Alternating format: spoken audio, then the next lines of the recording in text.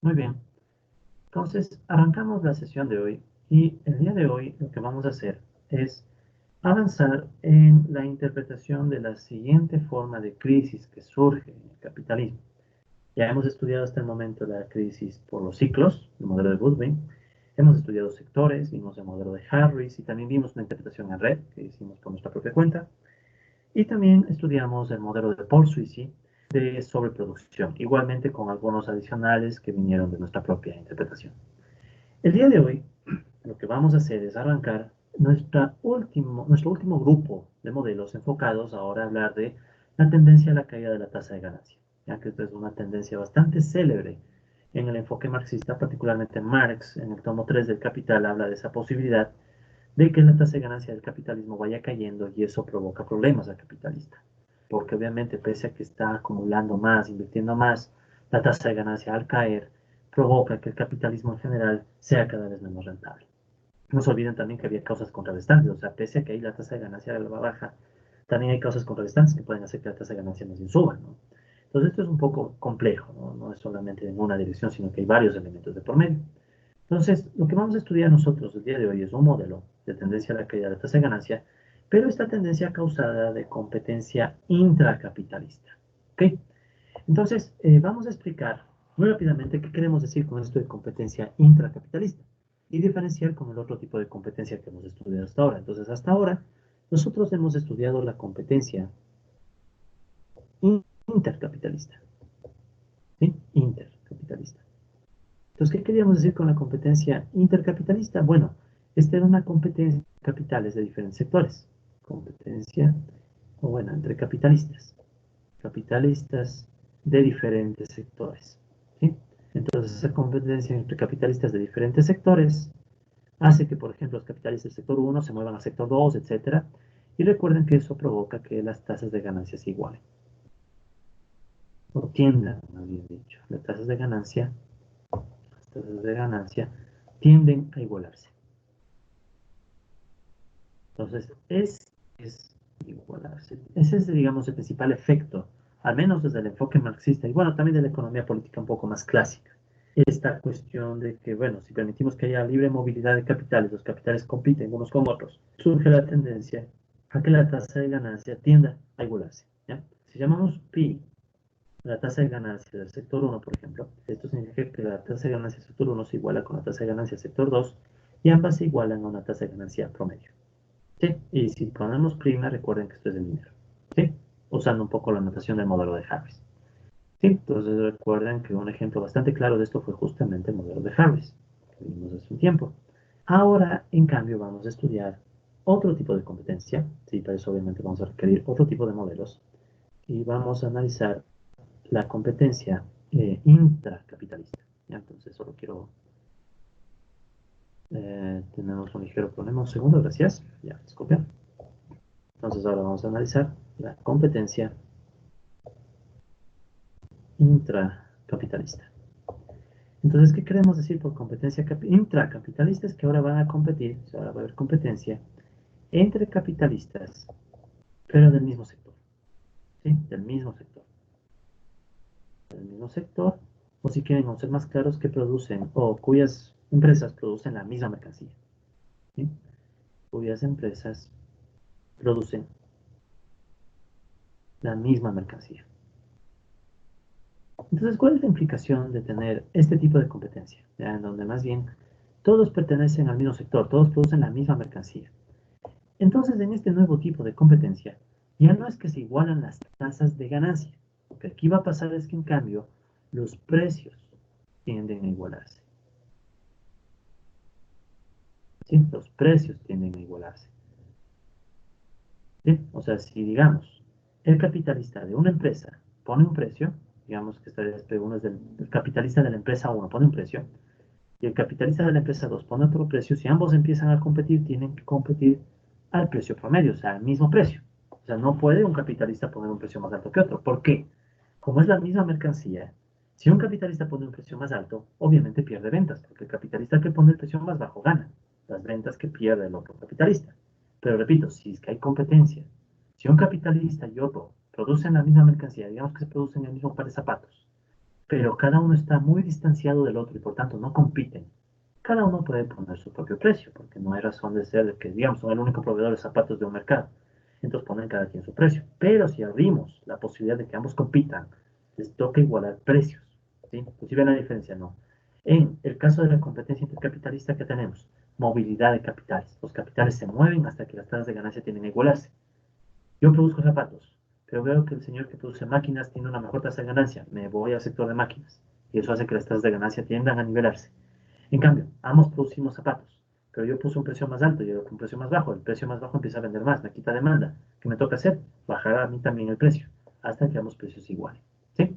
Entonces, lo que vamos a estudiar el día de hoy, vamos a estudiar un modelo como de la tendencia a la caída de la tasa de ganancia es provocada por esta situación en donde los capitalistas van a competir, pero dentro del mismo sector. ¿Ya? Entonces, este modelito, ¿sí? Este modelito es una adaptación, pongo también en rojo, una adaptación propia, o sea, mía, o sea, de quienes habla, una adaptación propia de un trabajo del economista japonés de apellido Koshimura. ¿Ya?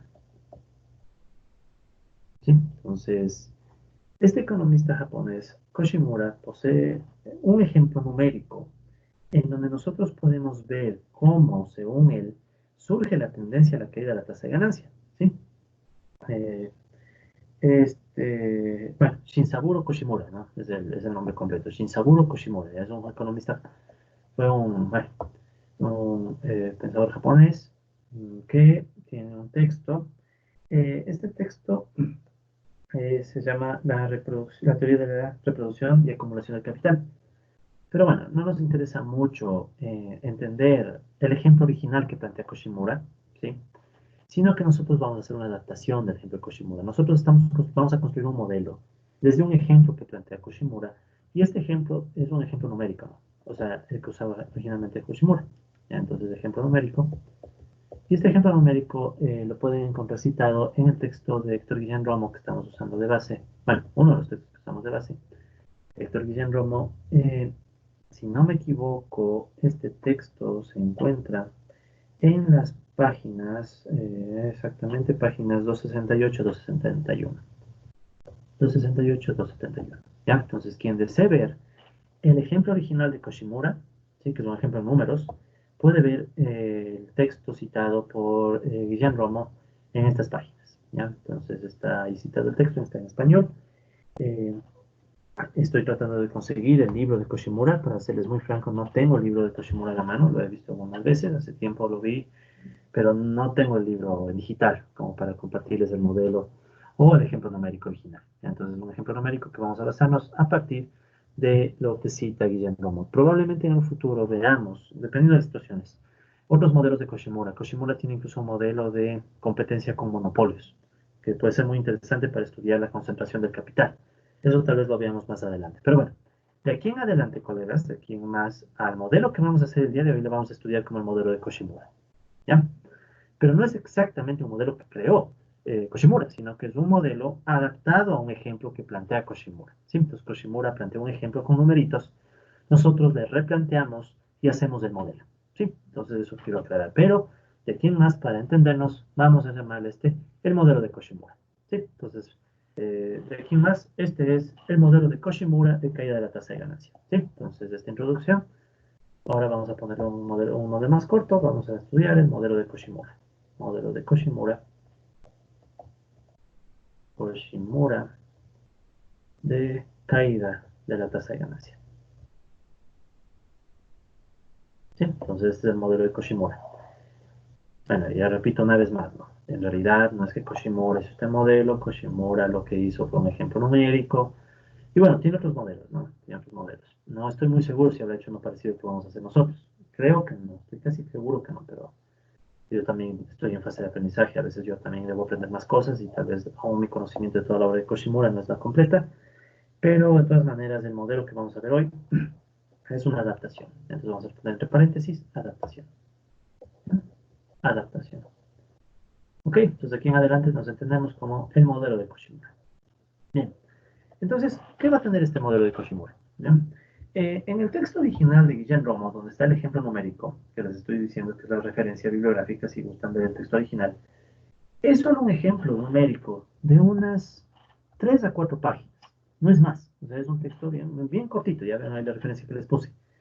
Sin embargo, de ese ejemplo numérico, si uno construye un modelo con rigor, sale un modelo bastante rico en interpretaciones, pero a la vez bastante elaborado. Es un modelo bien elaborado el que vamos a estudiar el día de hoy, que para serles bien franco me costó esfuerzo elaborarlo. De hecho, yo preparé este modelo justo para esta clase. Y bueno, después tal vez lo presente en algún otro lado, y incluso se publique, lo que sea, pero ahorita lo que me importa es captar bien la intuición del modelo, ¿sí? Entonces, como este modelo es mi interpretación, entonces vamos a seguir el orden que yo les propongo, ¿sí? Entonces yo voy a proponer un orden, pero obviamente el orden no es arbitrario, el orden sigue también la interpretación del ejemplo de Koshimura, ¿ya? Entonces, ¿con qué vamos a arrancar? Vamos a arrancar aclarando de entrada los supuestos, ¿sí? Entonces, esto es algo que recordarán que hacíamos en el modelo de Harris, ¿no? Entonces, en los modelos que son un poco fuertes, vamos a tratar dentro de lo posible de aclarar los supuestos desde el inicio, ¿ya? Entonces, ¿cuáles son los supuestos de este modelo? Ya, los supuestos de este modelo, ya saben, como cualquier supuesto, lo estamos escribiendo con un número y un recuadro. Entonces, siempre que vean número y recuadro, es un supuesto. En este caso, vamos a partir de un supuesto que le voy a llamar el supuesto cero, el supuesto de base, ¿ya? Entonces vamos a iniciar con un supuesto de partida en el cual es una situación inicial, ¿no? Entonces vamos a partir de una situación inicial. Entonces nuestra situación inicial, ¿cuál va a ser? Vamos a asumir que al inicio no hay competencia intracapitalista, ¿ya? No hay competencia intracapitalista. ¿Ya? Entonces un poco paradójico, capitalista. Si es un modelo de competencia intracapitalista, ¿por qué empezamos asumiendo que no hay? Porque luego quitamos el supuesto. Entonces recuerden que los supuestos son útiles porque nos permiten definir qué es lo que hay que quitar luego. ¿Ya? Entonces en este caso, el supuesto inicial es ese, no hay competencia intracapitalista, por tanto vamos a asumir, ¿sí?, que las mercancías se venden a precios directos. Mercancías se venden a, entre comillas, precios directos. ¿Qué significa esto de precios directos? ¿Ya? Cuando hablemos de precios directos, me permitan que mueva esto un poco más a la izquierda. ¿Ya? A ver, entonces de nuevo, ¿no? No hay competencia intracapitalista, significa que las mercancías... Soy un poco desordenado a veces. ¿Ya? Entonces esto significa que los capitalistas, disculpen, las mercancías se venden a precios directos. ¿Ya? Entonces, Koshimura no usa este nombre. Sí, este nombre de precios directos en realidad viene de un economista que se llama Edward Shake, del cual hemos de hablar más adelante, tal vez incluso algún modelo de él, bueno, dependiendo. Pero, ¿cuál es la idea de los precios directos? Los precios directos son precios directamente proporcionales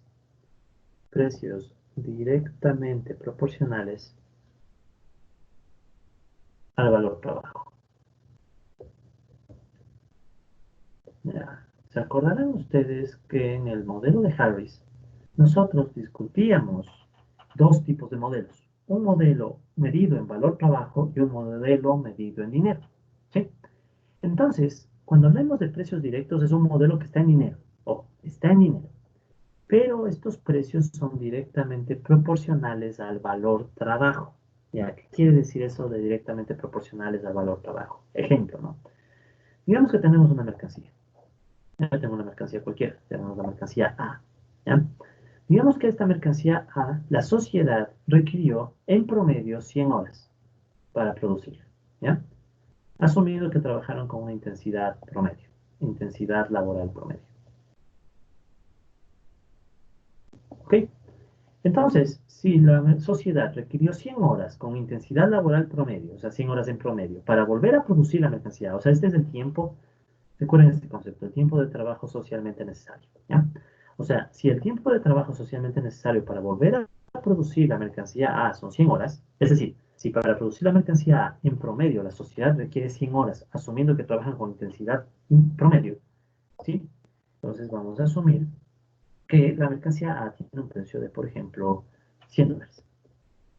Si asumimos eso que estamos diciendo, que una hora tiene el precio de $1, o bueno, una hora de trabajo con intensidad promedio, siempre recuerden eso, ¿no? Con intensidad promedio, Es algo que a veces se les pasa a muchas interpretaciones marxistas y es clave esta pieza. Intensidad promedio. En economía política uno se estudia esto, ¿no? Si asumimos intensidad promedio, una hora de trabajo, vamos a asumir que crea mercancías que después se pueden vender a $1. ¿Ya? Hay esta proporcionalidad. No tiene que ser 1 a 1, puede ser 1 a 10, 1 a 20, pero vamos a asumir que es 1 a 1 por simplicidad. ¿Ya? ¿Por qué? Porque de esa manera, si por ejemplo tenemos otra mercancía B, esta mercancía B en cambio requiere 50 horas. Una vez más, asumiendo intensidad laboral promedio. Por ahí alguien ya no se acuerda y diga, bueno, ¿qué era la intensidad laboral? Es cuánto esfuerzo hacen las personas por cada hora de trabajo, ¿sí? En la misma hora de trabajo recuerden que pueden hacer más o menos esfuerzo. Entonces vamos a asumir que esas horas de las que estamos hablando son con el esfuerzo promedio. O sea, tomamos a todas las personas del mundo o del mercado, promediamos sus esfuerzos y nos daría esa intensidad promedio. ¿Ya? En Economía Política 1 se estudia esto. Quienes no recuerden, hay todo un material de Economía Política 1 a su disposición y pueden ir justo a la sesión que hable de intensidad promedio.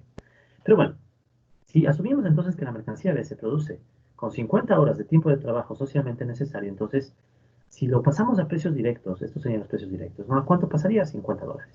¿Sí? Entonces, esta es una situación de precios directos, ¿ya? Precios directos. O sea, los precios son fiel reflejo del valor trabajo, ¿ya? Entonces, vamos a asumir eso inicialmente, ¿sí? De la situación inicial. Cada mercancía se vende o se compra a su precio directo. O sea, no al precio de competencia, sino al precio que está reflejando las horas trabajadas, ¿ya? Alguien dirá, pero eso no es realista, por supuesto. Ya cuando empiecen a competir los capitalistas, este supuesto se levanta. ¿Ok? Muy bien, ese es nuestro supuesto cero. Es el más importante del modelo, ¿ya? Porque ese es nuestro punto de partida. Después del supuesto cero vamos a tener otros supuestos, ¿ya? Entonces, el supuesto uno. Entonces, vamos a asumir que todos los capitalistas estudiados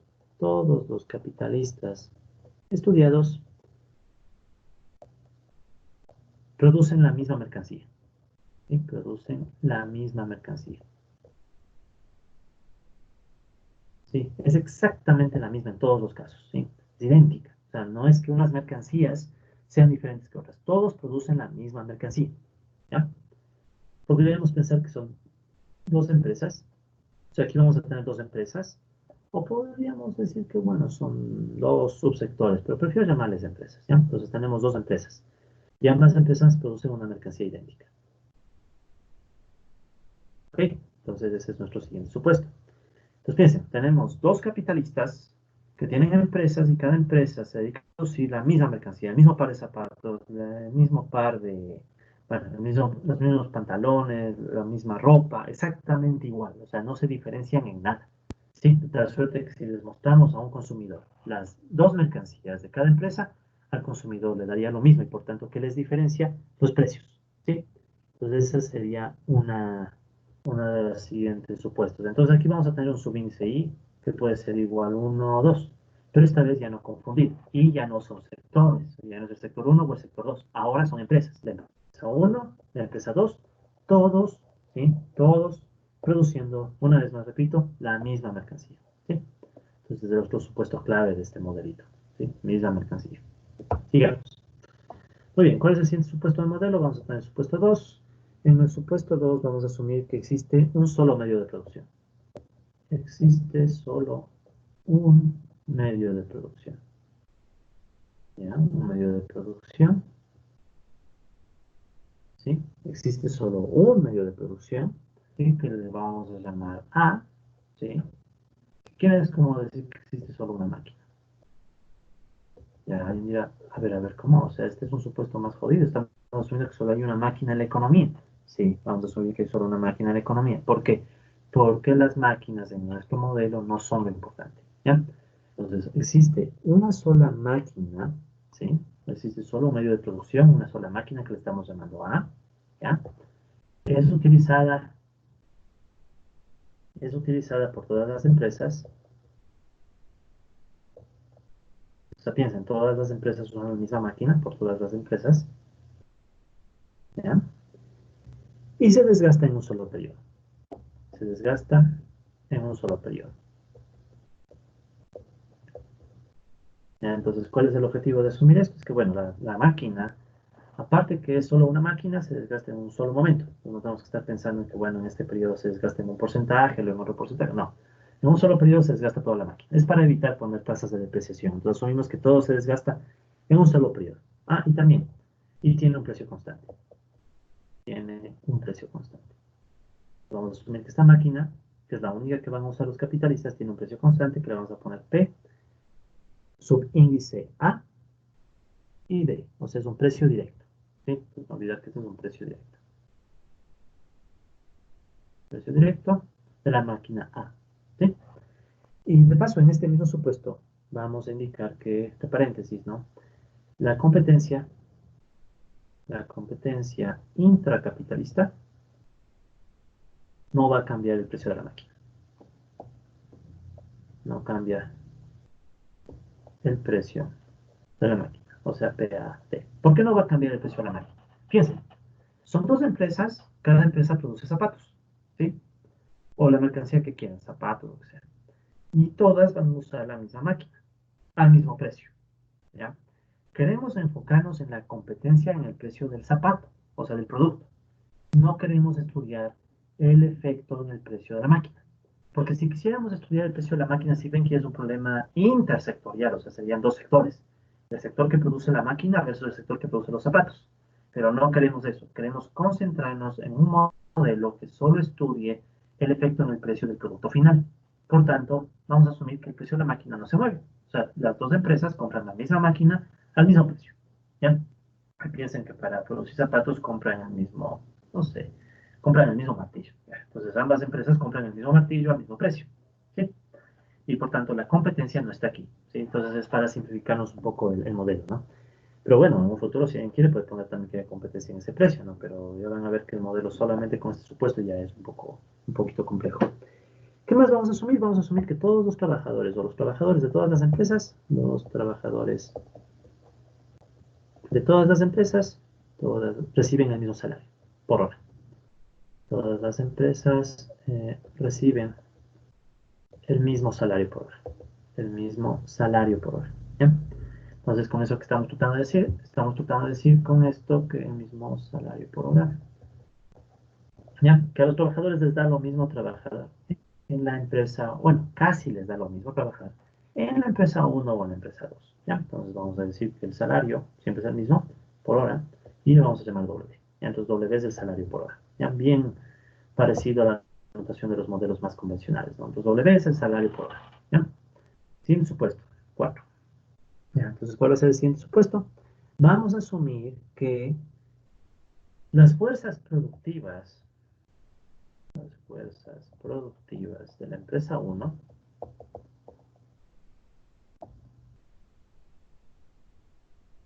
son, entre comillas, mayores a las fuerzas productivas de la empresa 2. Productivas de la empresa 2. ¿Ya? ¿Qué queremos decir con este supuesto? Ya vamos a desglosar. Verán, vamos a asumir nosotros, ¿ya?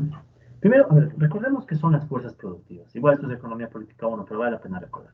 Las fuerzas productivas nos están diciendo todas las capacidades materiales que tiene las empresas capitalistas, bueno, cualquier empresa para producir. Y esas capacidades son las máquinas, los medios de producción y la fuerza de trabajo. ¿Sí? Entonces, los trabajadores y las máquinas juntos brindan las capacidades materiales para producir. Entonces, las fuerzas productivas tienen que ver con esas capacidades materiales para poder realizar la producción. ¿Sí? Entonces, estas capacidades materiales para realizar la producción, eh, vamos a desglosarlas en 4 supuestos menores. O sea, de 4 van a surgir 3 divisiones. Entonces, vamos a tener el supuesto 4A. ¿Ya? Entonces, ¿cuál va a ser el supuesto 4A? La empresa 1, perdón, la empresa 1, ¿sí? La empresa 1 tiene más productividad laboral que la empresa 2. Tiene más, no tiene mayor, tiene, no, a ver, posee mayor productividad laboral. Mayor productividad laboral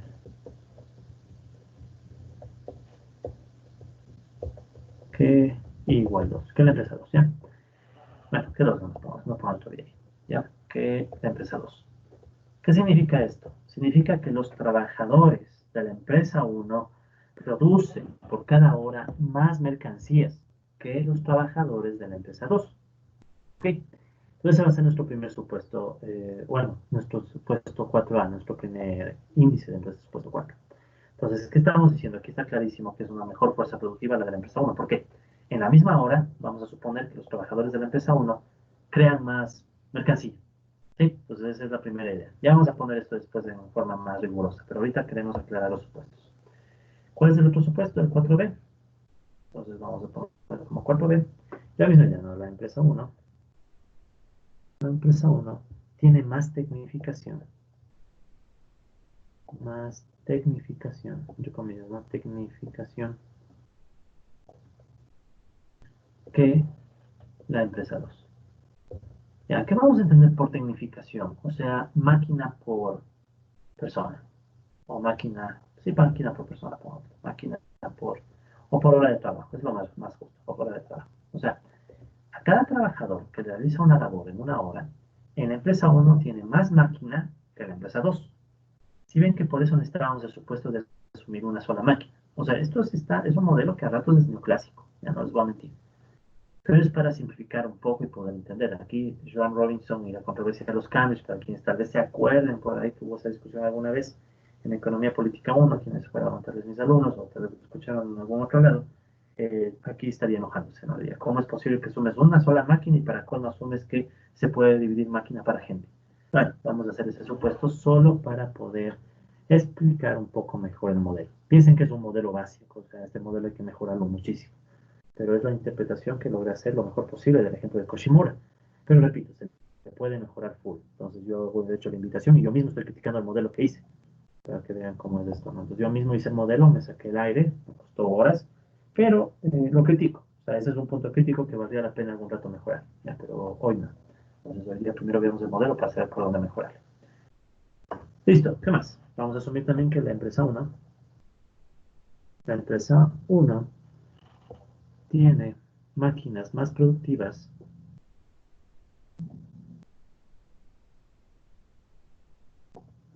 en máquinas más productivas que la empresa 2. Este puede ser un poco paradójico. Dices, a ver, si las dos empresas usan la misma máquina, ¿por qué la empresa 2 va a tener menor productividad por máquina que la empresa 1? Bueno, depende del uso. O sea, puede ser que cada quien tiene la misma máquina, pero algunos saben usarla mejor que otros. O son más eficientes en el uso. Ya tal vez algunos están usando la máquina todo el día y el otro solo usa la mitad del tiempo, etcétera, ¿ya? Entonces no es tan paradójico como parece. Entonces vamos a asumir que hay condiciones sociales, ya no solo tecnológicas, sino también condiciones sociales que hacen que la empresa 1 use mejor la máquina que la empresa 2 y por tanto las máquinas son más productivas. Si quieren podemos poner entre paréntesis, por ejemplo, condiciones sociales. ¿Qué significa eso de condiciones sociales? Se organizaron mejor en la empresa 1. Los trabajadores de la empresa 1 están mejor organizados, logran usar mejor la máquina.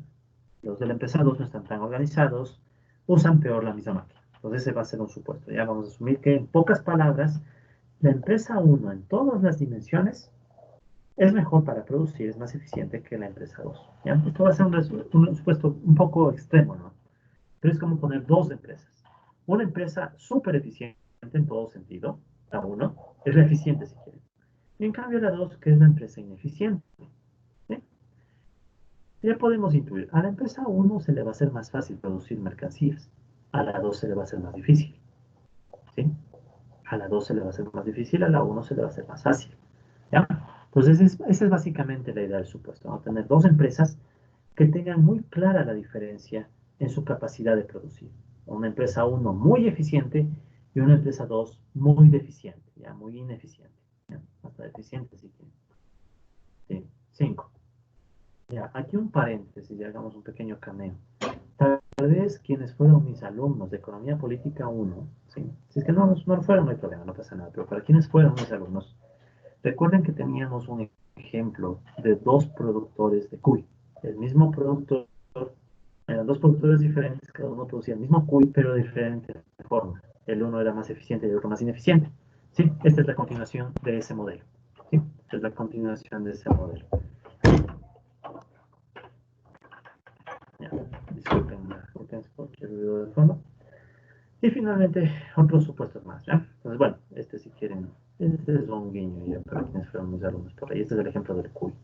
Por ahí se acordarán, tal vez alguien dirá, ¿cómo el cuy? Piensen que hay una persona muy eficiente para matar un cuy y venderlo, y pelarlo y venderlo, y otra persona que es muy ineficiente, pero es el mismo cuy. El rato que compras el cuy resulta que le ves igual, ya sea producido por el eficiente o por el ineficiente, es el mismo cuy, ¿ya? Sino que al que fue más ineficiente le tomó más esfuerzo. Entonces, este es la continuación, este es el modelo, si quieren. En vez de hablar del modelo de Koshimura, podríamos hablar del modelo del cuy, pero yo quiero hablar del modelo de Koshimura para saber de dónde viene originalmente la idea, ¿no? Porque pero después creemos que son ideas originales y no son tan originales, y otras personas las pensaron antes. Ok, sigamos. Supuesto 5, la distribución del empleo. ¿Sí? La distribución del empleo. Esto recuerden que tenía mucho que ver con Harris, ¿no? Entonces, la distribución del empleo entre empresas es constante. Es constante. ¿Qué queremos decir con esto? Bueno, queremos decir en esencia que por ejemplo, si la empresa 1 tiene el 30% de trabajadores y la empresa 2 tiene lo que sobra, el 70%, eso no cambia. ¿Sí? Entonces, la distribución del empleo entre empresas es constante, siempre. ¿Ya? Ok, entonces vamos a dejar constante el empleo. Eso nos va a facilitar bastante el modelo. ¿Sí?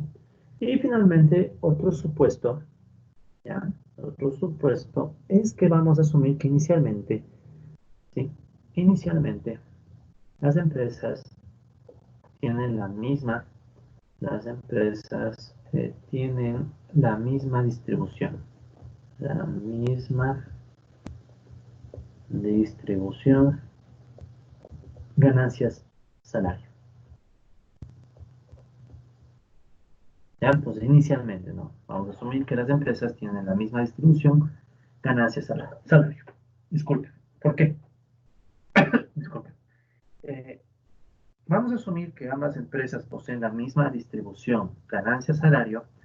Primero, porque obviamente eso nos va a simplificar la vida, pero más que eso, vamos a asumir que ya, en cada empresa, los trabajadores inicialmente lograron conseguir condiciones relativamente iguales. Por cada dólar en ganancias, pero por cada dólar de salario, tanto de ganancia, en ambas empresas. O sea, en ambas empresas se da la misma distribución. Ya esto igual es un supuesto para simplificar el modelo, recordando que la distribución es más bien un problema de lucha de clases. O sea, esto ya tiene que ver más bien con la pelea entre trabajadores y capitalistas. O sea, esto tendrá que ver con el modelo de Goodwin. Como nosotros no vamos a abordar el modelo de Goodwin, vamos a asumir que esta distribución en un inicio se queda constante, pero en el inicio, ¿sí?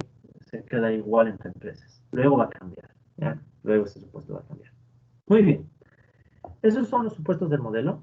Una vez que ya tenemos claros los supuestos, son varios supuestos, vamos a plantear las principales ecuaciones del modelo. ¿Ya? Ojo, puede haber más supuestos de los que yo mismo estoy encontrando. ¿Sí? Siempre, en todos los modelos que les he presentado, puede haber más supuestos de los que uno puede ver. Recuerden, el supuesto es básicamente todo lo que el modelo está asumiendo como constante o como, no sé, algún comportamiento, etc. Entonces, siempre es bueno identificar los supuestos para que después, si alguien quiere mejorar el modelo, sepa por dónde ir, sepa por dónde acudir. ¿Ya? Ok, pues bueno, ya tenemos los supuestos. Estos son algunos supuestos de este modelo. ¿Ya? Es mejor así, ¿no? Ya tenemos los supuestos claritos y podemos pasar a las principales ecuaciones del modelo. ¿Ya? Entonces vamos a la siguiente lámina. Esta va a ser la lámina B, si no me equivoco.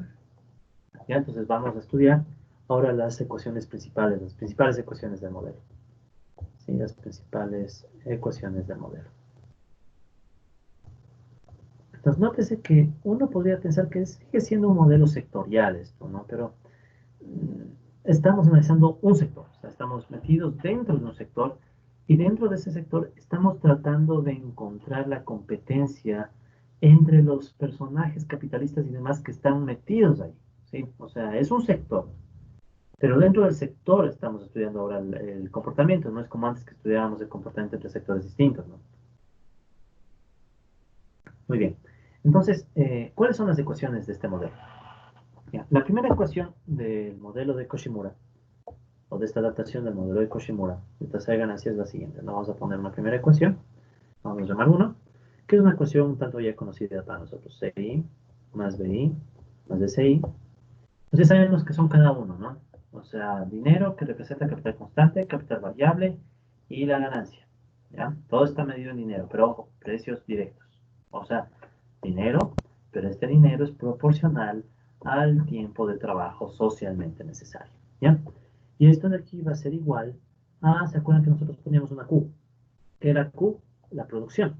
Pero esta vez vamos a escribir la QI por P y D, ¿ya? Entonces en este caso, ¿qué representa Q? Q van a ser las unidades producidas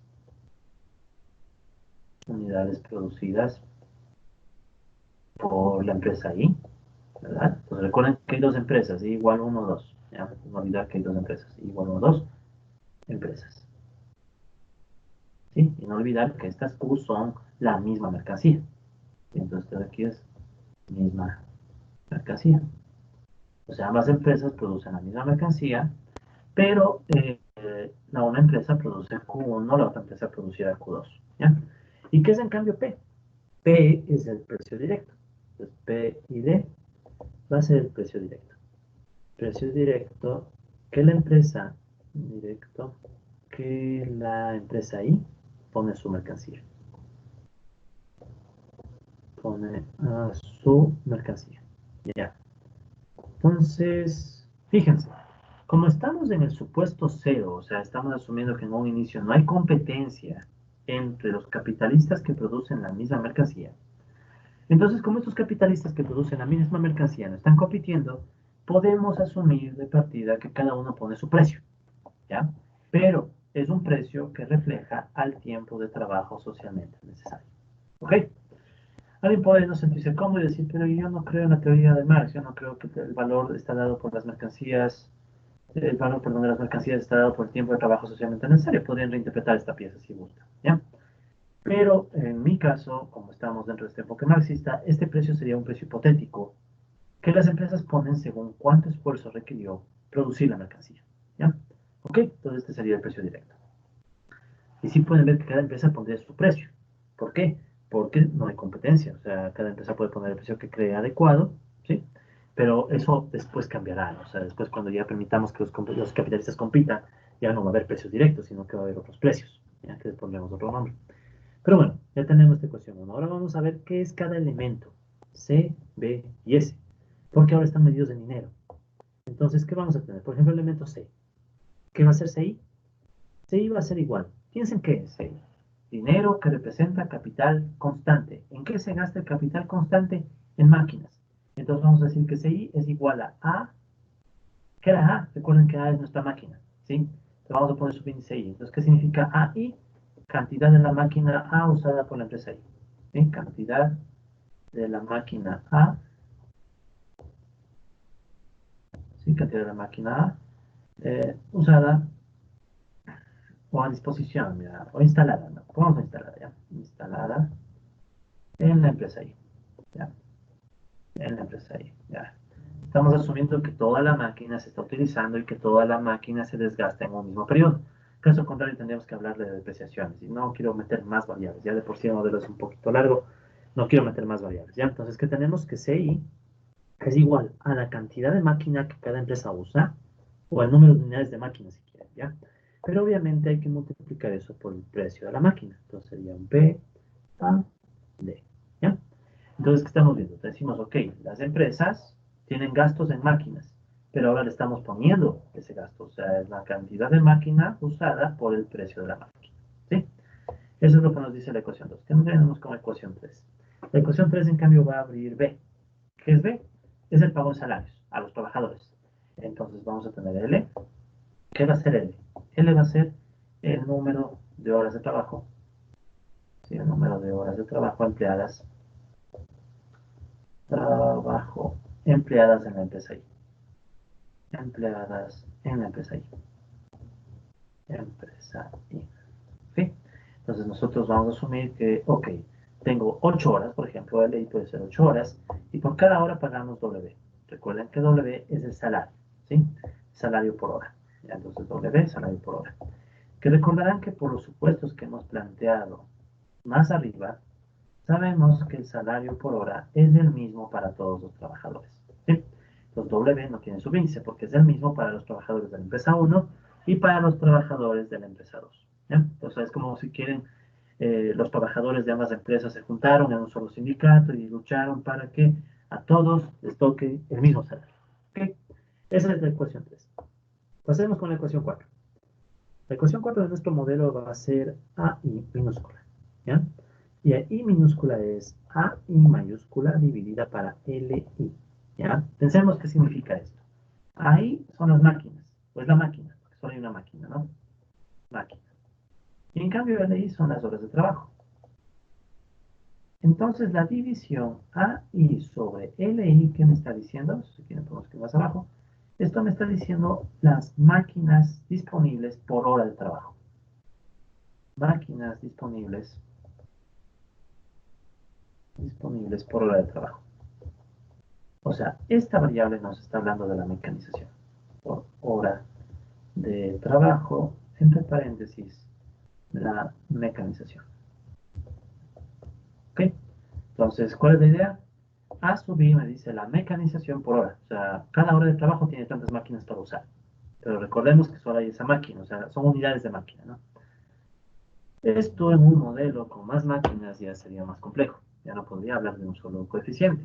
Pero repito, nuestro objetivo no está estudiar las máquinas. La competencia está en el producto final. Entonces quiero un modelo que se enfoque en la producción del producto final.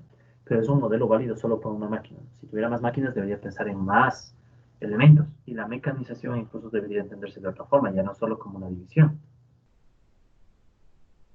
Muy bien, sigamos. Entonces, A es básicamente asumir la mecanización, obviamente de la empresa I. Entonces, la mecanización de la empresa I. Muy bien, entonces ya tenemos A, que son las máquinas por hora de trabajo. Y esa es la ecuación 4. Tenemos una ecuación 5. La ecuación 5 le vamos a llamar QI minúscula. ¿Qué es QI minúscula? Va a ser QI mayúscula dividida para LI. Entonces veamos, ¿qué son QI? Las unidades de la mercancía, ¿verdad? Siempre es la misma. Una sola mercancía, zapatos, si quieren, las unidades de zapatos, o de ropa, bueno, de alguna ropa específica. Y LI siguen siendo las horas de trabajo. Entonces, ¿qué es Q sub I? Es la productividad laboral por hora de trabajo. ¿Ya? Entonces, Q sub I es la productividad laboral. Si quieren, entre paréntesis, productividad física. O sea, nos referimos a unidades. Entonces, la productividad física laboral. ¿Sí? O sea, porque es por unidades. Ya, esto no tiene nada que ver con dinero, o sea, son unidades. O sea, en cada hora, cada trabajador produce 20 unidades, por ejemplo, ¿no? Entonces, productividad física laboral de la empresa ahí. Muy bien, entonces ya ven, tenemos la A, que es la mecanización. Y de hecho, lo podemos escribir aquí mismo también para no perdernos. Entonces la A, bueno, pongamos fuera de la. Entonces la sub I es mecanización. O sea, cuántas máquinas por persona, bueno, por hora de trabajo. Y QI es la productividad laboral. Productividad laboral. Ya, ¿qué más? Y ya recuerdan que por ahí había un supuesto, ¿no? Que decía que la empresa 1 es mejor que la 2 produciendo. Entonces por ahí ya se van a imaginar cómo van esos supuestos, ¿ya? Sigamos, vamos a ver, tenemos la ecuación 5, vamos con la ecuación 6. Ya, la ecuación 6 vamos a usar muy poco, pero igualmente escribámosla nomás. La ecuación 6 va a ser Q sub I A, que es igual a QI, pero esta vez dividido para AI, ¿ya? Misma lógica, numerador tiene las unidades, denominador está ahora las unidades, entonces las unidades de producto final. Eso está en el numerador. En el denominador, en cambio, tengo unidades de máquina.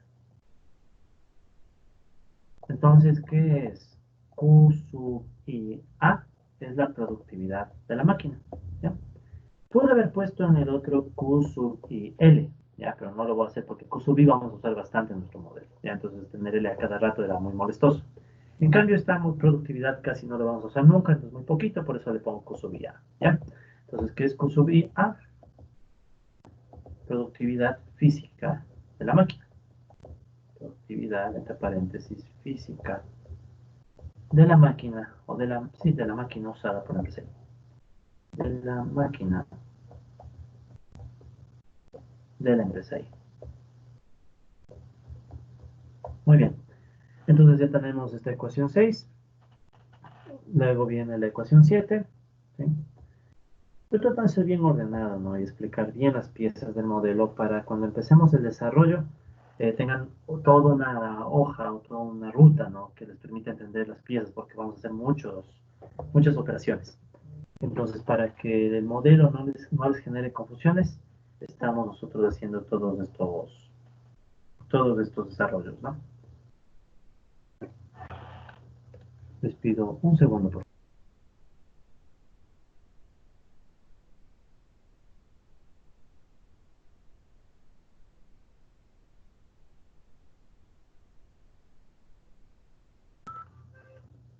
Disculpen, colegas. Por ahí tuve una ligera interrupción. Muy bien, entonces ya tenemos esa ecuación 6. Pasemos con la ecuación 7. ¿Ya? La ecuación 7 va a ser la tasa de ganancia. ¿Ya? Para la tasa de ganancia vamos a usar la misma notación que en el modelo de Harris. ¿Ya? No se olviden que en el modelo de Harris analizamos bastante la tasa de ganancia. ¿Ya? Entonces, en este modelo de Koshimura vamos también a analizar la tasa de ganancia. ¿Sí? Entonces, Koshimura habla bastante de la tasa de ganancia. Es nuestra variable objetivo, de hecho, ¿no? Entonces, la tasa de ganancia va a ser tal como en Harris. O sea, va a dividirse entre las ganancias, SI, ¿sí? Sobre CI más BI. ¿Ya? CI más BI. Entonces, es bien parecido esto a la notación del modelo de Harris. ¿Ya? Entonces, CI más BI, CI sobre CI más BI. ¿Ya? Entonces, P sub I es la tasa de ganancia. Tasa de ganancia. ¿Ya? Ok, entonces, repito una vez más, bien parecido, pero no es igual, ¿no? Bien parecido nada más al modelo de Harris, pero ahora esta es la tasa de la ganancia de la empresa I. ¿Ya? Pues ya no hay sector, ahora es la empresa, de la empresa I. Recuerden una vez más, no solo son dos empresas, cada empresa produce la misma mercancía, pero en un inicio no compiten y por tanto cada una pone el precio que quiere. Bueno, pero no es tan arbitrario porque ese precio depende del tiempo de trabajo socialmente necesario. ¿Ya? Ok, esa sería la ecuación 7. Bien, ¿qué más? Vamos a poner otras ecuaciones. Ya la ecuación 8 va ahora a representar un supuesto. Entonces, la ecuación 8 va a decirnos lo siguiente. Q1 es mayor a Q2 en minúsculas. ¿Qué significa esto? Este Q1 mayor a Q2 significa que la productividad laboral de la empresa 1 es mayor a la productividad laboral de la empresa 2. Por tanto, esta ecuación 8 es el supuesto 4A, pero en ecuación. ¿Sí? Recuerden que justo el supuesto 4A dice eso, ¿no? O sea, si subimos a nuestro supuesto 4A, perdón, me lo trabajar. El supuesto 4A justamente decía eso, ¿no? Estamos asumiendo que la empresa 1 posee mayor productividad laboral que la empresa 2. ¿Sí? Entonces, en este ejemplo, nosotros estamos diciendo muy bien, tenemos la productividad laboral de la empresa 1 mayor a la productividad laboral de la empresa 2. ¿Sí? Entonces, este es el supuesto 4A, pero en ecuación va a ser la ecuación 8. Bueno, más que ecuación, sí es una ecuación, pero con desigualdad. Ok, ¿qué más tenemos? La ecuación 9, ya pueden intuir qué va a decirnos la ecuación 9. La ecuación 9, en cambio, plantea que A1 va a ser mayor que A2. ¿Ya? ¿Qué era A1 y A2? Las mecanizaciones, o sea, máquinas por hora de trabajo. Entonces, ¿qué estoy diciendo con la ecuación 9? Estoy diciendo el supuesto 4B, si no me equivoco, sí, el supuesto 4B. ¿Cuál es el supuesto 4B? Bueno, que la empresa 1, ¿sí? La empresa 1 se encuentra con mayor mecanización, está más mecanizada que la empresa 2. ¿Sí? Entonces, la empresa 1, repito, está más mecanizada que la empresa 2. ¿Ya? Es el supuesto 4B, pero el supuesto 4B está en palabras, esto está ya en una ecuación.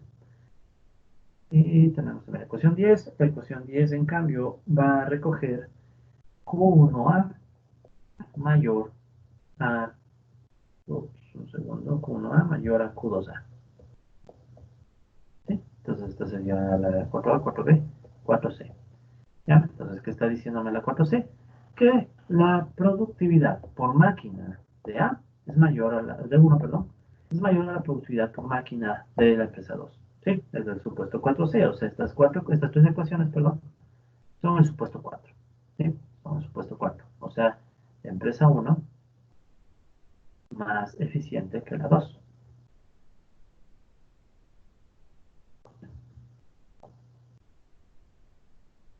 Antes de seguir, ¿qué nos diría la intuición?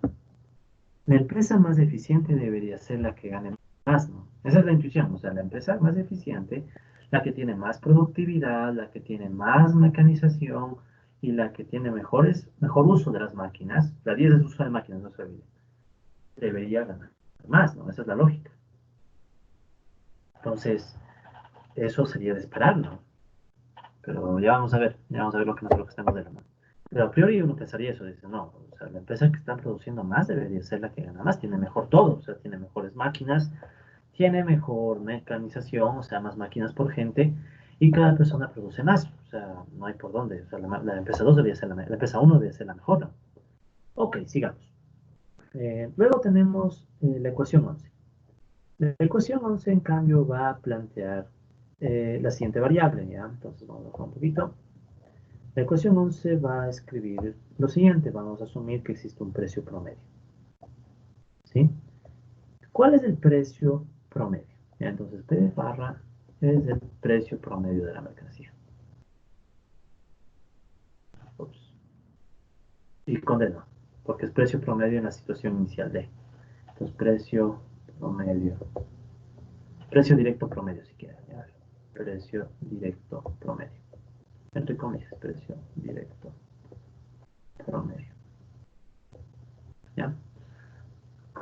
Ya. Entonces, ¿a qué va a ser igual este precio promedio? ¿Ya? Este precio promedio.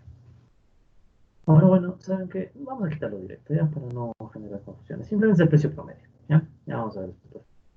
Solo dejémosle como precio promedio. Ya no le damos mucha vuelta. Ya, ¿cuál va a ser el precio promedio en esta situación? Pensemos. Ok, este es un promedio. ¿Sí? No es más que un promedio. ¿El precio promedio de quién? Ya, a ver, pensemos lo siguiente. Ya tal vez sea un poco más fácil de entenderlo de esta forma. Si es el precio promedio, se supone que si yo cojo y tomo las unidades producidas de la empresa 1 más las unidades producidas de la empresa 2, o sea, Q1 más Q2, puedo sumarlas porque es la misma unidad, son las mismas mercancías. Y eso le multiplico por el precio promedio. ¿A qué debería ser igual? Debería ser igual a yo tomar cada mercancía y multiplicarle por su precio. ¿Sí?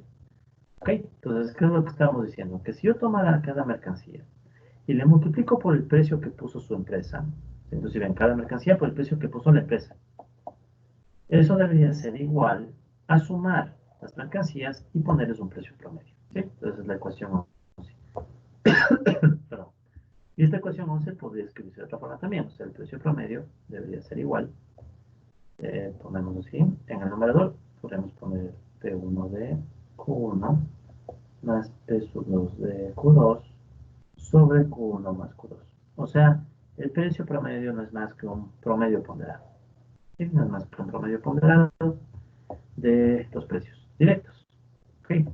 Entonces, si se les hace más fácil interpretarla como acabo de escribirla, ok. Si no, pueden interpretarla de la otra forma que hemos escrito antes. O sea, el precio de una mercancía multiplicado por uno es dinero. El precio de la otra mercancía multiplicada por la otra unidad es dinero. Dinero más dinero, total de dinero de la economía. Y eso debería ser igual a tomar cada unidad, sumarla y multiplicarle por un precio promedio. ¿Sí? Entonces es la misma idea. Es lo mismo. En ambos casos es un precio promedio que refleja eh, va a reflejar hacia dónde deben ir los precios. Precio. Pero cuando están compitiendo, tal vez tendrán que poner el precio promedio. Entonces, si ven por qué es necesario tener este precio promedio, ¿no? Muy bien. ¿Qué más vamos a incluir? Ya son algunas ecuaciones, ¿no? Pero ya mismo acabamos. Luego vamos a poner la ecuación 12, ¿sí? En la ecuación 12 vamos a poner lambda igual L2 sobre L1, ¿ya? Entonces, ¿qué tengo en L2? Horas de trabajo de la empresa 1, perdón, de la empresa 2. Horas de trabajo en la empresa 2, ¿sí? Y la otra son horas de trabajo de la empresa 1, ¿ya? Entonces, lambda de distribución del empleo, ¿ya? Factor de distribución del empleo entre empresas. Distribución del empleo entre empresas. Entonces, sí lo ven, ¿no? O sea, lambda me está diciendo, ok, por cada hora de trabajo que hay en la empresa 1, hay lambda horas de trabajo en la empresa 2. ¿Sí? Pues solamente es un indicador que me dice cómo se están distribuyendo las horas de trabajo. Ahí teníamos un supuesto que decía que esta lambda va a ser constante. ¿Sí? Entonces este de aquí es lambda constante por supuesto. Entonces toca buscar el supuesto que decía que la distribución de la empresa es constante, que es el supuesto 5. ¿Ok? Entonces por el supuesto 5 sabemos que esto es constante. ¿Ya? O sea, tantos trabajadores van a la empresa 1 y trabajan tantas horas. Tantos trabajadores van a la empresa 2 y trabajan tantas horas. Y la distribución de esos dos grupos de trabajadores entre empresas se queda constante y les llamamos lambda esa constante. ¿Ya? Muy bien. ¿Qué más podemos decir? A ver, podemos avanzar. Podemos decir también, y creo yo que esta es nuestra última ecuación.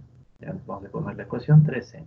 Y la ecuación 13 va a decir que tenemos un epsilon promedio que va a ser igual a SI sobre BI igual 1, 2. ¿Se acuerdan que esta es igualita a una ecuación, bueno, casi igualita a una ecuación que tenía Harris? ¿Qué tenemos en el numerador? En el numerador están las ganancias. Ahora está en dinero, ¿no? Bueno, precios directos, o sea, precios proporcionales al que son las ganancias en el numerador. Y en el denominador están todo el gasto salarial. El gasto salarial. Porque recuerden que B, y recuerden que esta B, es igual al salario por horas de trabajo, ¿no? Entonces este B está con salarios por horas de trabajo. En cambio, el numerador tiene solo ganancias. Conclusión, esta variable de aquí es la ratio ganancia-salario, ¿sí? Pero promedio.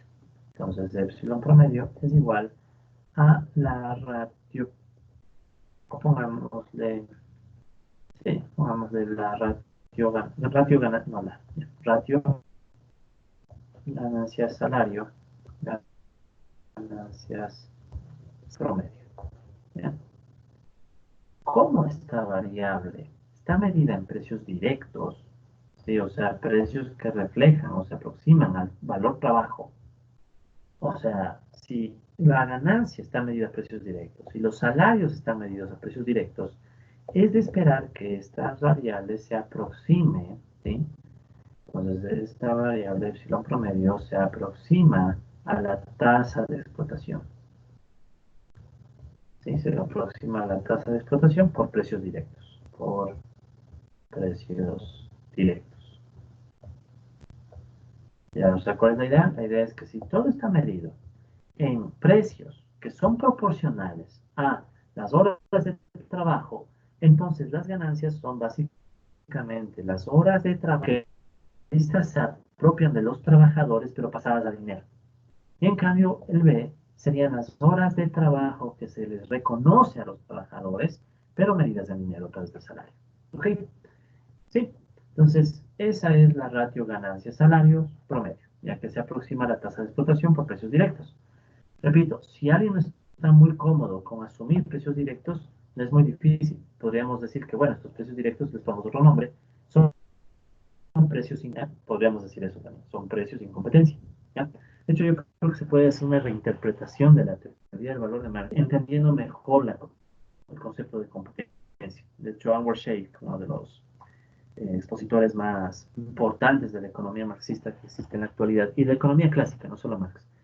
Él plantea eso, ¿no? Plantea diferentes formas de competencia, él sacó un libro en el 2016, él es profesor en la New School for Social Research en Nueva York, entonces él plantea una idea de que, bueno, tal vez la competencia capitalista debe ser estudiada mejor, ¿ya? Entonces, digamos que, bueno, muchos modelos que hemos visto son de competencia capitalista, ¿no? Entonces tienen ese espíritu de entender mejor la competencia. Entonces, si alguien no quisiera llamarle precios directos, podría decir son precios sin competencia, ¿ya? O sea, precio que cada capitalista pone sin enfrentar la competencia del otro capitalista. ¿Ok? Muy bien. Bien, colegas. Entonces tenemos un modelo, ¿sí? Que se compone de 13 ecuaciones, ¿sí? Un bloque de todas estas ecuaciones. Pueden surgir otras ecuaciones, pero la mayoría van a ser derivaciones de estas. Ya van a haber 3 ecuaciones. Y también tendremos un conjunto de 6 supuestos. ¿Ya? Un conjunto de 6 supuestos, más el supuesto 0 nos da 7 supuestos. ¿Ya? Pero el supuesto 0 le llamé 0 justamente porque es el más importante. De hecho, me voy a permitir resaltar este supuesto. ¿Ok? Listo. Entonces, tengan a mano, por favor, dentro de lo posible, estas ecuaciones. Tengan a mano estas ecuaciones. Porque los desarrollos que voy a empezar a hacer de aquí en adelante no van a ir citando cada ecuación y cada paso. ¿Sí? O sea, yo voy a empezar de aquí a realizar los desarrollos de una forma muy rápida, ya porque es un modelo grande, entonces este modelo grande nos llevaría muchísimo tiempo ir explicando paso a paso, o sea, tal vez incluso nos demoraríamos más que en el modelo de Harris, quizá. Entonces voy a ir mucho más directo, ya voy a ir mucho más directo a la resolución. Entonces, lo mejor que pueden hacer, sobre todo si vuelven a estudiar este video o vuelven a estudiar este tema, es, les recomiendo tener una hoja al lado con la lista de supuestos y la lista de ecuaciones. De tal suerte que cuando empiezan a ver el desarrollo, inmediatamente empiezan a identificar qué ecuación y qué supuesto se usa. ¿Ya? Porque, repito, es un modelo grande y ya ven que solamente el planteamiento del modelo nos demora. Nos ha tomado tiempo, se un modelo completo, ¿sí? Bueno, también me he demorado porque he tratado de ser bien claro, ¿no? Entonces, este modelo de Koshimura es un modelo súper amplio, pero a la vez va a ser un modelo que nos va a decir muchas cosas y en especial cómo se cae la tasa de ganancia o bajo qué circunstancias se cae la tasa de ganancia, lo cual es clave en el marxismo, ¿no? Entonces, por eso también me interesa que el modelo quede muy bien. Lo repito una vez más, si puede tener a la mano en una nueva revisión de este modelo de hecho, recuerden que siempre todo video viene acompañado de la captura de la pizarra. Entonces, mi recomendación es que cuando se estudie nuevamente este modelo, siempre tengan a mano la lista de supuestos y la lista de ecuaciones, para que puedan entender el procedimiento, porque el procedimiento va a ser súper rápido. O sea, vamos a tomar ecuaciones, reemplazar, vamos a hacer despejes, etcétera, y eso va a implicar que, bueno, alguien puede perderse en el camino. Entonces, si quieren entender a rigor cada paso, tengan a mano ese par de listas. ¿Ok? Listo. Entonces, pasamos ahora sí a la resolución del modelo. ¿Ya? Recuerden nuestro objetivo. Nuestro objetivo es entender qué sucede con las tasas de ganancia. ¿Ya? Entonces, como nuestro objetivo es entender qué pasa con las tasas de ganancia, el siguiente paso, la ecuación A, esta va a ser la lámina C. Entonces, en la lámina C vamos a empezar.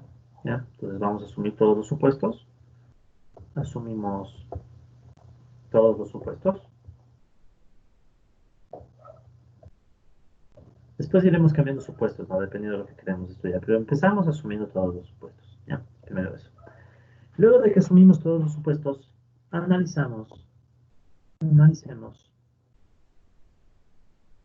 qué sucede. Bueno, analicemos, pongámoslo más directo. Pregunta, ¿qué sucede? Entonces, nuestra primera pregunta, ¿no? Va a haber algunas preguntas, algunos temas que nos interesen. Entonces, si quieren un primer bloque, ¿no? O sea, ¿qué sucede? No le pongamos nombre. Otra pregunta, ¿qué sucede con la tasa de ganancia? ¿Qué sucede con las tasas de ganancia cuando no hay competencia? ¿Sí? Cuando no hay competencia intracapitalista. Bien, entonces esta es la primera pregunta de rigor, ¿no? Lo más importante. ¿Qué pasa con las tasas de ganancia? Es decir, no hay competencia, cada capitalista enfrenta las circunstancias que les hemos planteado. ¿Qué pasa con su tasa de ganancia? Entonces, muy bien, listo. Entonces vamos a arrancar el desarrollo del modelo.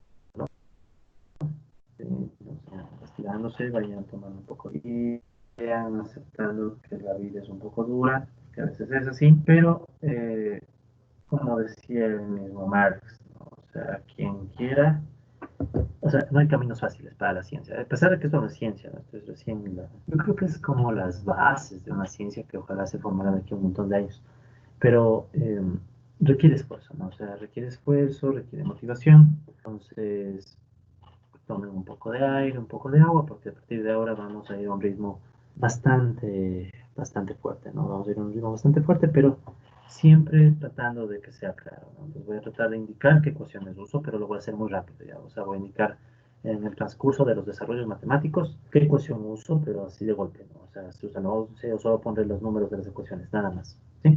Muy bien.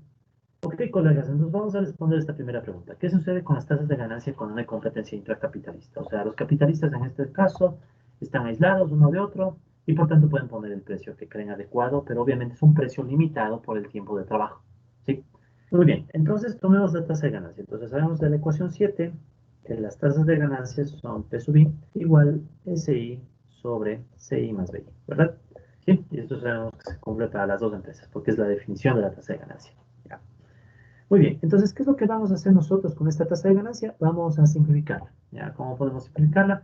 Vamos a reemplazar cada término de esta ecuación por sus respectivos equivalentes. Por ejemplo, ¿no?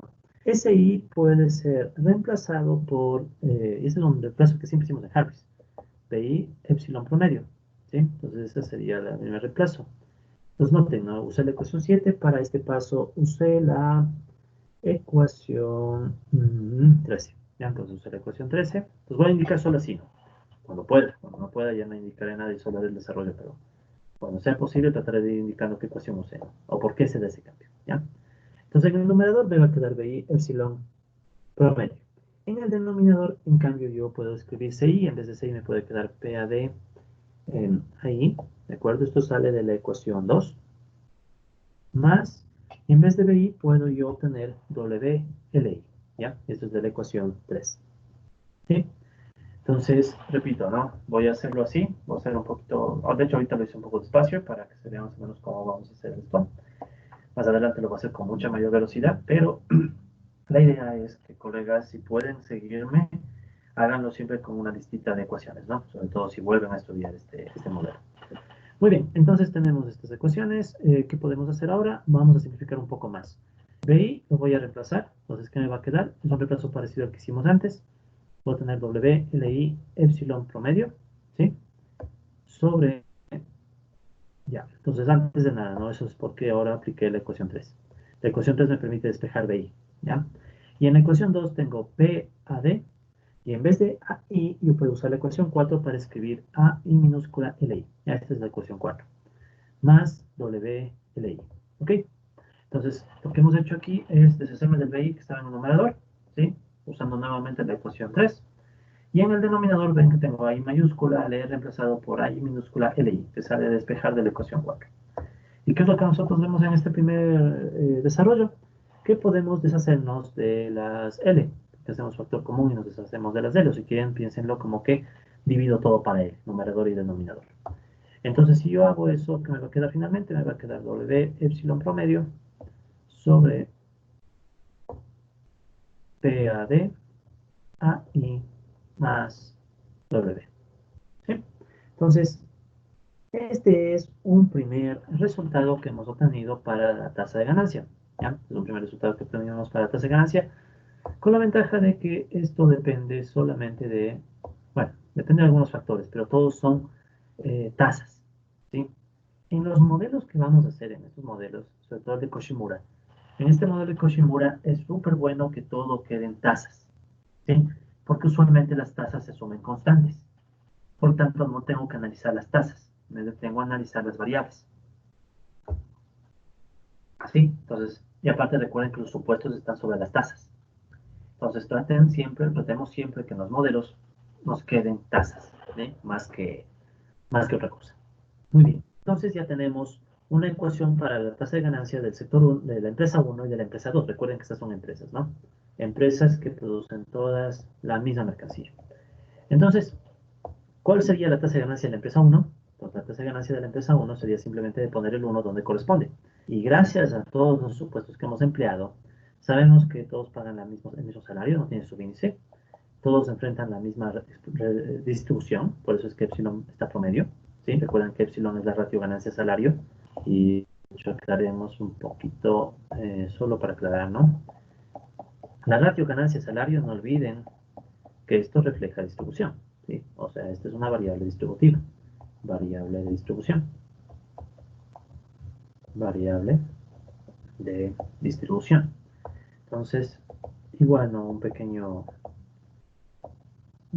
cameo, un pequeño guiño para quienes fueron mis estudiantes en Economía Política 1 y bueno, quienes estudiaron Economía Política 1 en general. Ven lo importante que es saber manejar los conceptos, que es la distribución. ¿Sí? Entonces, la distribución, recuérdenlo, tiene que ver con cómo se define la asignación de los resultados de la producción, o sea, ganancias y salarios en este caso, entre clases sociales. ¿Sí? Entonces, por favor, no es trivial. Cada concepto tiene su razón de ser. Si tienen problemas con los conceptos, por favor, las lecciones de Economía Política 1 están a su alcance.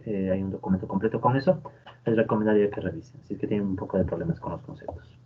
Muy bien, sigamos. Entonces nos quedaba W epsilon promedio y en el denominador nos va a quedar PA de A1 más W. Pues noten que el único término, ¿sí? El único término que realmente está influenciando aquí es, o que está cambiando, perdón, aquí es A1. En cambio, ¿qué va a pasar con la tasa de ganancia 2? La tasa de ganancia 2 va a ser W, epsilon promedio en el numerador, y en el denominador nos va a quedar PA de A2 más W. ¿Sí? Es decir, ambas tasas de ganancia son casi idénticas. El factor que está cambiando solo es A1 y A2. ¿Sí? Ese es el único factor que está cambiando. A1 y A2. Ahora, fijémonos qué pasa entre A1 y A2. ¿Sí? Nosotros por la ecuación 10, ¿sí? Por la ecuación 10. Nosotros, ¿qué sabemos por la ecuación 10? Sabemos que A1 es mayor a 2. Este venía del supuesto que dice que la empresa 1 está más mecanizada que la empresa 2. Sí, creo que este es el supuesto 4B. Muy bien, entonces, ¿qué significa esto? Significa que A1 es mayor a A2.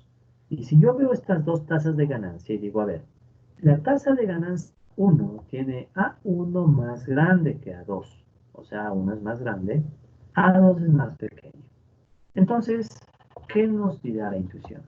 La intuición nos dice que el denominador de la ecuación de la tasa de ganancia 1 es más grande, o sea, este denominador es más grande que el denominador de la tasa de ganancia en la ecuación 2.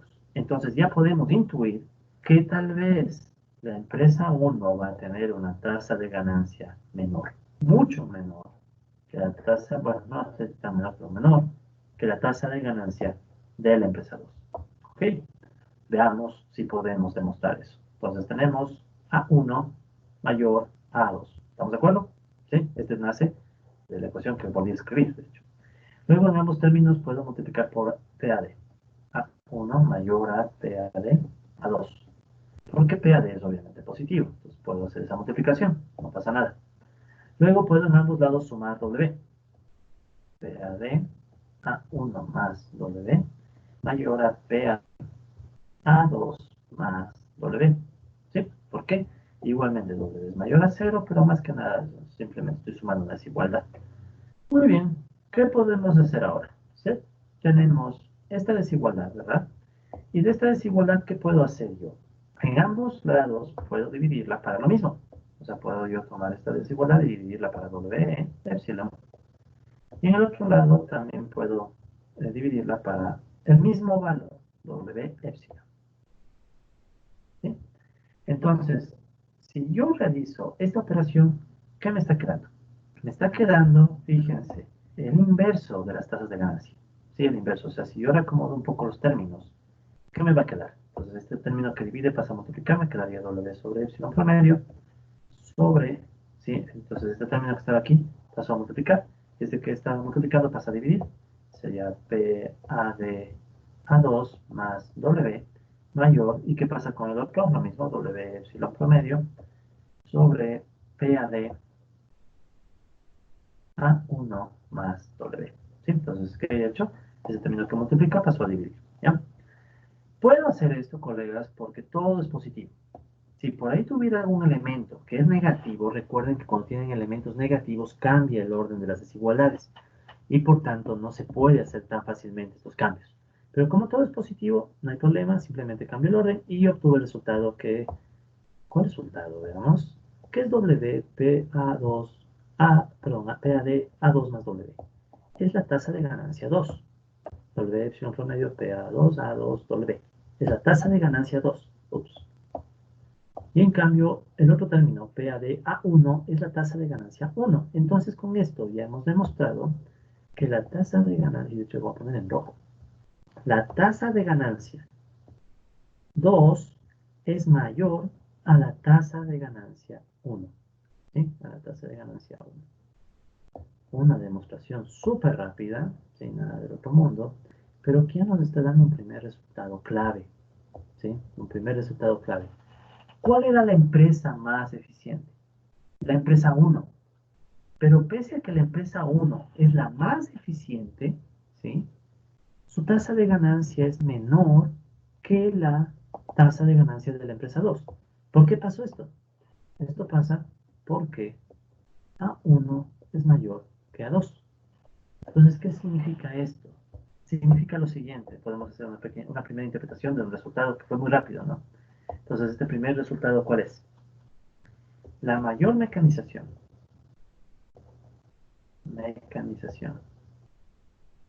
de la empresa 1 respecto a la 2, respecto a la empresa 2. ¿Qué quiere decir esto? O sea, el hecho de que A1 sea mayor a A2, ¿sí? Provoca que la tasa de ganancia de uno sea menor a 2, sea menor a la tasa de 2, o sea, de la empresa 2. Entonces, este es un primer resultado inmediato, ¿sí? De ganancia de 2. Bien paradójico. O sea, la empresa 2, que es menos eficiente, ¿sí? Entre paréntesis, recordar que la empresa 2 es la menos eficiente. Menos eficiente. Entonces surgió una paradoja. La empresa 2, pese a ser la menos eficiente, la que tiene la mecanización más baja, es la que se puede llevar la tasa de ganancia más alta. O al revés, la empresa 1, muy mecanizada, tiene una tasa de ganancia más baja. O sea, en ambos casos que estamos viendo que si aumenta la mecanización, entonces cae la tasa de ganancia. Eso podemos ver en ambos, ¿sí? En ambos casos. De hecho, si tomamos la ecuación general que contamos hace un ratito de la tasa de ganancia, ¿sí? Y la volvemos a escribir, y sacamos la derivada, bueno, que no hace falta, pero si queremos, para ser aún más rigurosos, ¿no? Entonces, si tomamos esa ecuación, está ahí, ¿no? Vamos a tomar la ecuación que salió de la tasa de ganancia, esta de aquí, ¿sí? Para cualquier empresa, empresa 1 o empresa 2, ¿ya? Tomamos esa tasa de ganancia, ¿sí? Y hagamos lo siguiente, verán. Ya, esto va a ser muy importante más adelante. Ahorita es bien fácil, pero después va a ser importantísimo. Entonces, ok, saquemos la derivada de la tasa de ganancia con respecto a I. ¿Ya? ¿Qué significa eso? Quiero saber cómo cambia la tasa de ganancia cuando cambia la mecanización y esta es derivada parcial. Eso significa ceteris paribus. ¿Qué significa ceteris paribus? Todo otro elemento que no esté aquí es constante. ¿Sí? Todo otro elemento que no esté ahí es constante. Entonces, ¿a qué es igual la derivada de la tasa de ganancia para cualquier empresa? Respecto a I, es la derivada con respecto a I de todo ese término. Entonces, ¿qué dice? Simplemente reemplacé la tasa de ganancia por su expresión equivalente, ¿no? Y aquí, ¿qué pueden notar, colegas? Aquí pueden notar que la única variable, el único elemento que estoy analizando es ahí, o sea, la mecanización. Entonces, ¿esto qué va a ser igual?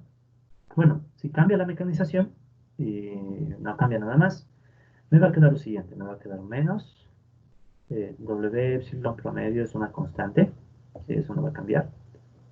W epsilon es una constante, este denominador se eleva al cuadrado, I más W, esto se eleva al cuadrado, y tengo que multiplicar por la derivada de este término, que simplemente es PAD. Y esta derivada es menor a cero. ¿Sí? Entonces, esta es la demostración formal de que si aumenta la mecanización, si aumenta, podemos separar, si aumenta la mecanización, entonces cae la tasa de ganancia. Entonces, este es el argumento más básico que el mismo Marx llega a plantear, ¿no? Y que muchos marxistas llegan a ver en otras versiones, pero es el mismo argumento. Si el capitalismo se mecaniza más, ya, por la propia competencia, vamos a ver eso más adelante, pero si el capitalismo se mecaniza, esa mecanización hace que caiga la tasa de ganancia. ¿Ya? Ok, es una paradoja. Entonces, ¿para qué me mecanizo más? Pero ojo, aquí viene el punto clave. Entonces, aquí incluso podemos ver como un ojo, ¿no? Para cerrar la sesión de hoy. Ojo, esto pasa sin competencia. Esto pasa sin competencia intracapitalista. Intercapitalista. Es decir, los capitalistas no están compitiendo. Si un capitalista, el que recibe la tasa de ganancia más baja, fíjense, el que es bien eficiente, no compite contra el otro, tiene una tasa de ganancia más baja por esta tendencia. ¿Sí? Esta es la tendencia a la caída de la tasa de ganancia, ¿no? Esta es la tendencia, esto de aquí, que acabamos, esta derivada, esto de aquí, esta es la tendencia a la caída de la tasa de ganancia. ¿Ya? Tendencia a caída de la tasa de ganancia, pero sin competencia, ¿no? Sin competencia. ¿Ya? Pues obviamente, ¿qué sucede? Que si en cambio el capitalista de la empresa 1, que es bien eficiente, empieza a competir con el capitalista 2, que es bien ineficiente, podemos esperar que la historia cambie. Y va a cambiar mucho, ¿sí? Eso nos muestra cuán importante es entender la competencia capitalista. Pero pese a la competencia capitalista, en las próximas sesiones veremos que el capitalismo igualmente enfrenta problemas. ¿Sí? Entonces ya vemos que surge un problema cuando no hay competencia. Es bien rápido, sale inmediato. Uno puede decir, listo, aquí está el modelo de Koshimura. No, este es recién el primer paso del modelo de Koshimura. ¿Ok? Listo. Entonces, con esta idea de cuál es la tendencia a la caída de la tasa de ganancia, que es bien paradójica, o sea, el capitalista más eficiente, el capitalista más mecanizado, es el que menos gana. ¿Y por qué? Porque veamos un ratito la teoría del valor. Si el capitalista más eficiente es el más eficiente, necesita menos esfuerzo para producir la mercancía. Y si el esfuerzo es el que le da valor a la mercancía, más eficiencia significa menos esfuerzo, menos tiempo de trabajo. O sea, más eficiencia. ¿Por qué no? ¿Por qué pasa el resultado que parece tan raro? ¿No? ¿Por qué? Más eficiencia implica menos esfuerzo laboral. Por tanto, se requiere menos tiempo de trabajo socialmente necesario. Y eso implica un bajo valor. Y por tanto, como vamos a ver en la próxima sesión, un bajo precio directo. Entonces, ese es el punto. Que en el mundo del valor trabajo, el más eficiente produce mercancías que requieren menos esfuerzo. Como requieren menos esfuerzo, tienen menos trabajo, menos horas de trabajo, y por tanto, se les reconoce menos valor. Es una paradoja bien interesante, ¿no? Entonces uno dice, bueno, aquí está mal la teoría del valor porque los más eficientes ganan más. No, la ganancia viene luego, con la competencia. ¿Ok? Listo. Entonces, para la próxima sesión ya podemos intuir qué vamos a hacer. Vamos a coger el modelo de Koshimura y este modelo de Koshimura lo vamos ya a aplicar al caso con competencia capitalista para ver cómo todo cambia. Y todo empieza a cambiar y se vuelve mucho más complejo, pero a la vez vemos resultados que igualmente son ilustrativos y nos ayudan a entender mejor la tendencia del capitalismo a la crisis. ¿Ok? Listo. Entonces, con esto, colegas, damos por cerrado el video de hoy.